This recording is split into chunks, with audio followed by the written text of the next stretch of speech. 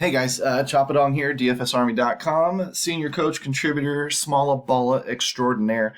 I want to show you the trends tab, the pitching trends tab, because there's a very interesting situation that I looked into a little bit. And I typically don't dive deep. I let the numbers do the work, but I know how to dive deep when I want to. And this isn't even that deep. Let's call it, I don't know, the deep end off the high dive. It's not like the ocean. Yeah. Anyway, I'm looking at the pitching slate for the early. And the first thing I do, of course, is sort chop shop by K-score because I want to see who has the upside. And if you saw a previous video this week, maybe it was 2 videos ago, go back and look for it. You'll find talking more about K-score using, strikeout percentage and then opponent strikeout percentage to handedness to kind of determine where this K-score number comes from.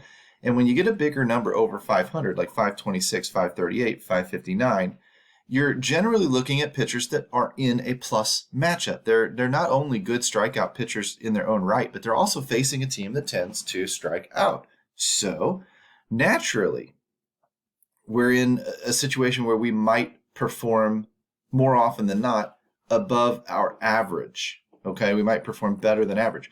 So when I'm looking at these types of, and this is telling us maybe how much better than average they might perform today. So if I come over here to Freddie Peralta to 10.2, I can come down. I'm not giving up a ton of K-score to the 8.8. I'm not giving up much to the 8.4, but that's not much of a savings.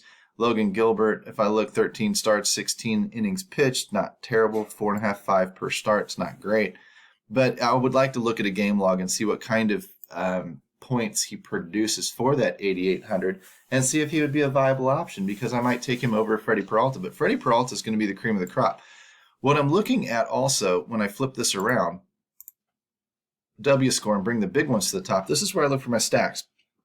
K-score is strikeouts. It's better used for pitchers. I wouldn't use it for bats. I wouldn't use K-score for bats because a low strikeout pitcher and a high contact team doesn't mean they hit with any power. It just means they're not going to strike out much.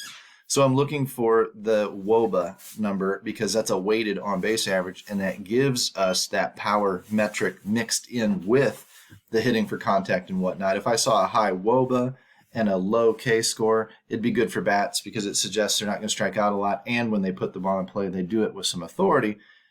But that, I mean, at that point, why are you even looking at K-score anymore? Because the W score tells you all you need to know. I'm looking at the guys I want to stack against, and the guy that comes right to the top is Luis Castillo, and then Frankie Montas and Josh Fleming. So if I slide over here, I'd be like, "Ooh, I'm really excited about Minnesota, San Diego, and Seattle today." But how excited about Minnesota are you really? It's Luis Castillo. We know he's an excellent pitcher. We know he's had a slow year. I want to look and see a little deeper because now that we've got a large sample of several months and several starts, that early season debacle that he threw up is still in his season-long numbers and is still in some of his projections and still in some of his, not his recency, but in his overall W score and things like that. So I need to be able to look a little deeper and see, does that number still hold? Is that number still entirely accurate? Is it a good gauge of where Luis Castillo is? Because if in the last 3 or 4 starts he's started to turn things around, then those numbers are getting kind of junky. They're going to be misleading, and they're going to give us an opportunity as DFS players to take an under-the-radar pitcher that everybody else thinks sucks when he really doesn't anymore. He's maybe getting better. All I'm doing is I'm going to dive into him a little bit. I see that when I can go here to the trends, the pitching trends tab, and I can sort out by the early only guys again, I'm looking at innings pitched. I mean, it doesn't tell me much, but if I see Luis Castillo at 121 for the season, that's a big sample. Last 40 days is 44, and last 20 days is 20 innings. So what are we at? 4 starts, 5, 3 starts, 4 starts, maybe, 5 starts here. Those are good samples to watch for an ascending or descending player. That's why this trends tab was incorporated. And I look at his K per 9, his strikeouts. He's at an 8.9 for the season, but he's at a 9.5 for the last 40 days, and he's at an 11.8, almost a 12 for the last 20 days. That is an ascending player. That is a pitcher that is starting to get some command, some control, and start to strike some people out again. This is more in line with where he should be. This number was low. This number is being held back by early season stuff that may not be indicative of the type of pitcher he is right now.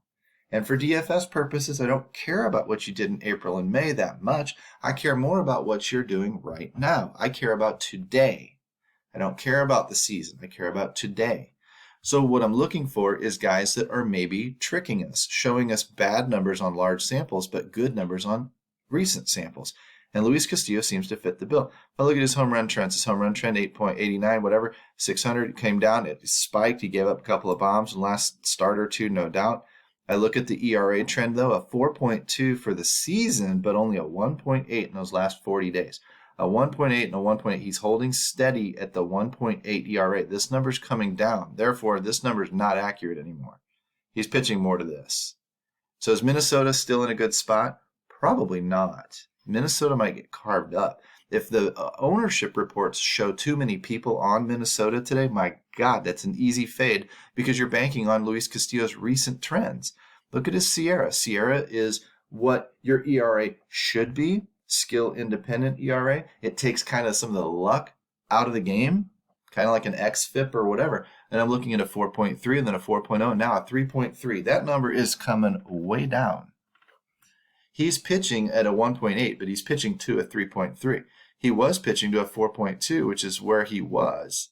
But now that he's underneath that, he should be a little bit better than he has been all year, which again means Minnesota's probably not in a very good spot. You can do this with each and every pitcher. This is how you're starting to spot these trends. You know, I didn't look at anybody else other than Luis Castillo, but if you want to go through some of these, you can see pitchers that were pitching really well that are getting worse. Maybe it's an indicator of a young pitcher getting tired, not going deep enough into games. And then you can look at their bullpens and see what happens when they turn over to their bullpen. Does the offense against them tend to score some runs late in the game, etc.? You use these numbers to understand how to work baseball. And then that helps you formulate where your target stacks would be, where your target pitching would be, maybe where some of your one-offs might come from later in the games because you know a guy might get to a bullpen and get opportunity late in the game for an at-bat or two, and nobody's on the guy because everybody's in Coors or everybody's on the Yankees or everybody whatever, and you can take some chances. And when those chances pan out, you've got just as good a shot as the next guy at your player being as good as his player, but he's going to be in there fighting with the lemmings and the sheeple and the crowd, whereas you're going to be out here more to yourself. So when his play doesn't work and your play does work, you dodge 20 to 40 to 50% of the competition out there, and you make yourself an easier pathway to the top of the leaderboards. And that's what DFS is. Don't let anybody tell you any differently. You can use these numbers, and these numbers definitely help, but it is not about the numbers. It is about knowing where everybody else is going and exploiting their laziness and their lazy research. When you can do that effectively, you will start finding your way to the tops of the leaderboards with clearer pathways. It will not happen every day. Nobody wins every day, but it will happen more often, and when it does, you'll go deeper, you'll go farther, you'll win more money.